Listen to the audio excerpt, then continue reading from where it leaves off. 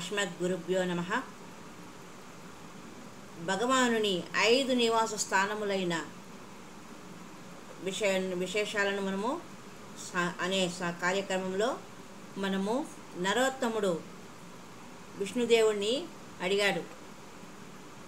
కుమారుడు మొదట్లో తల్లిదండ్రులు అశ్రద్ధ చేసిన తరువాతి కాలంలో తప్పు తెలుసుకొని వారి సేవ చేయడం వలన మార్గము ఎట్లా అని అడిగితే అప్పుడు వారిని ఒక్కరోజు పూజించిన ఆ పుణ్యఫలము అక్షయంగా ఉంటుంది అని శ్లోక రూపంలో చెప్పారు. ఒకరోజు చేసినా చాలు, సంవత్సరం చేసినా చాలు అట్లని. వారు బతికి ఉన్నప్పుడు చేయలేదు అని పరితాపడకుండా వారు గతించిన తర్వాత వారి పేరిట అన్నదానం చేస్తే వారు గతించిన తర్వాత అక్షయమైన పుణ్యఫలం నుంచి వారి ఆశీస్సులకు పాత్రుడవుతాడు అని భగవానుడు చెప్పారు. అలా అతడు బంధాల నుండి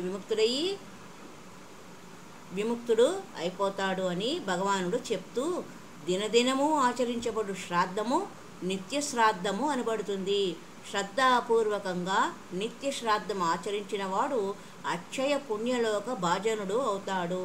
అలాగే కృష్ణపక్షంలో యథావిధిగా కామ్య శ్రాద్ధం ఆచరించిన మానవుని మనోవాంఛితాలు అన్నీ సిద్ధిస్తాయి. ఆషాఢ శుద్ధ పూర్ణిమ గడిచిన మీదట వచ్చే 5వ పక్షం అనగా భాద్రపద బహుళ పాడ్యమి మొదలు అమావాస్య వరకు ఉండే కాలము మహాళయ పక్షము లేక పితృపక్షము అనబడుతుంది. ఆ కాలంలో పితరులను ఉద్దేశించి శ్రాద్ధ విధులు ఆచరించాలి. అనగా మన తాతలు, అవ్వలు, ముత్తాతలు ఎన్ని తరాల వారు ఉంటే అన్ని తరాల వారికి సంబంధించిన పుణ్యతిథుల కార్యక్రమాలను మాత్రమే నిర్వహించాలి ఇంటిలో. ఆ కాలంలో సూర్యుడు కన్యారాశిలో చేరాడా లేదా అన్న విచారణ చేయనక్కర్లేదు. ఉత్తమ దక్షిణలతో కూడా యజ్ఞాలకు ఎంత మహత్వం ఉంటుందో అంత మహత్వము సూర్యుడు కన్యారాశిలో ప్రవేశించుటతో మొదలయ్యే 16 రోజులకు ఉంటుంది. ఆ రోజులలో పరమ పవిత్రమైన కామ్యశ్రాద్ధాన్ని తప్పక ఆచరించాలి. అలా చేస్తే శ్రాద్ధకర్త శుభములను పొందుతాడు. ఏ కారణం చేతనైనా ఆ కాలంలో శ్రాద్ధ విధిని ఆచరించడం సాధ్యం కాకపోతే సూర్యుడు తులారాశిలో చేరినప్పుడైనా కృష్ణపక్షం మొదటి రోజున ఈ కామ్యశ్రాద్ధాన్ని తప్పక ఆచరించాలి. చంద్రగ్రహణ కాలంలో చేసే దానాలు అన్నీ భూదానంతో సమానమవుతాయి. బ్రాహ్మణులు అందరూ వ్యాస భగవానునితో సమానులు అవుతారు. ఎందులో ఉన్న జలమైన గంగాజలంతో సమానం అవుతుంది. చంద్రగ్రహణ కాలంలో చేయబడిన దానము ఇతర సమయాలలో చేయబడిన దానం కంటే 1,00,000 రెట్లు అధికంగాను, సూర్యగ్రహణం కాలంలో చేసిన దానము 10,00,000 రెట్లు అధికంగాను ఫలితాన్ని ఇస్తుంది.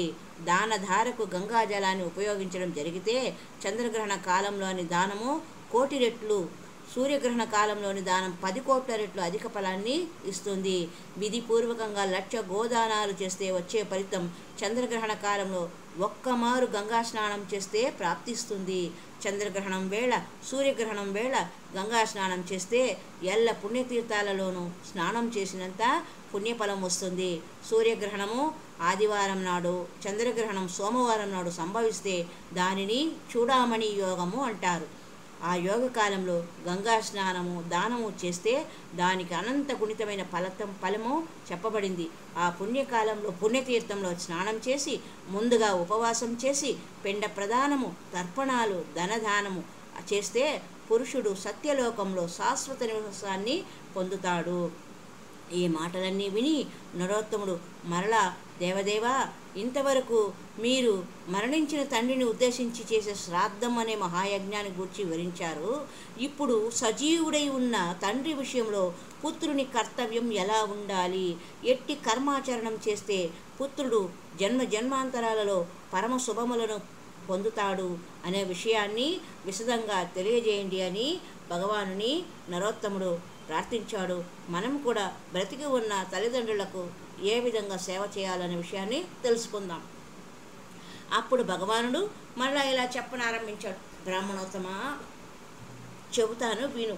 సర్వదా తండ్రిని దేవునిలాగా భావించి పూజించాలి. తన బిడ్డ మీద ఉన్న ప్రేమ వంటి ప్రేమను తండ్రి మీద చూపాలి. ఎన్నడూ మానసికంగా కూడా తండ్రి ఆజ్ఞను తిరస్కరించరాదు. వ్యాధిగ్రస్తుడై బాధపడుతూ ఉన్న తండ్రికి సేవ చేసిన కుమారుడు అక్షయ స్వర్గసుఖం పొందుతాడు. సర్వదా దేవతల పూజలను అందుకుంటాడు. ఆపన్న మరణావస్థలో ఉన్న తండ్రిని సమీపించి పూజనము సేవనము చేసిన పుత్రుడు దేవతాతుల్యుడవుతాడు. అప్పుడు తండ్రి యొక్క సద్గతిని కోరి ఉపవాసం చేయడం వల్ల కలిగే లాభాలను వివరిస్తాను. 1000 అశ్వమేధ యాగాలు 100 రాజసూయ యజ్ఞాలు చేస్తే ఏ ఫలితం కలుగుతుందో అది తండ్రి నిమిత్తం ఉపవాసం చేసిన తనయునకు ప్రాప్తిస్తుంది. ఆ ఉపవాసమే తీర్థస్థలంలో చేస్తే ఆ 2 యజ్ఞాల కంటేను కూడా 1,000,000 రెట్లు అధిక ఫలం ప్రాప్తిస్తుంది. గంగాజలంలో ఉండగా ప్రాణపరిత్యాగం చేసిన పుణ్యపురుషుడు మరలా మాతృస్తన్య పానము చేయనక్కర్లేదు, జన్మరాహిత్యము పొందుతాడు అని భగవానుడు చెప్పారు.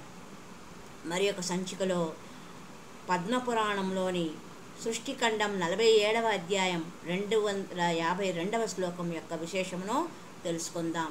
హరి ఓం తత్సత్.